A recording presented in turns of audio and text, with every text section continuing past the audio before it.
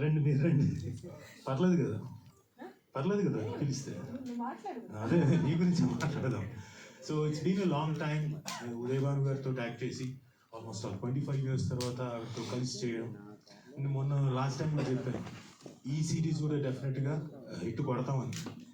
ఎలాగైతే చెప్పానో బాగా అని కూడా సాగదీశాను.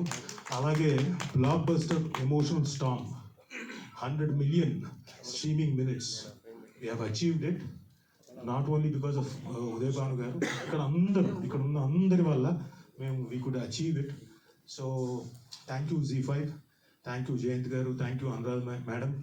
అండ్ ఇవన్నీ దీనికి ముఖ్య కారణమైన మా మిత్రుడు బాగా ఆయాసపడుతున్నాను నేను ఎంతమంది గురించి చెప్పేసరికి. శ్రీరామ్ నాకు ఎందుకు అర్థం కాలేదు, అంతకుముందు ఎందుకు గుర్తుకు రాలేదో నాకు తెలియదు రెక్కి టైంలో. ఆ తర్వాత విరాటపాలెం టైంలో కూడా నేను ఎందుకు గుర్తుకు రాలేదో నాకు తెలీదు.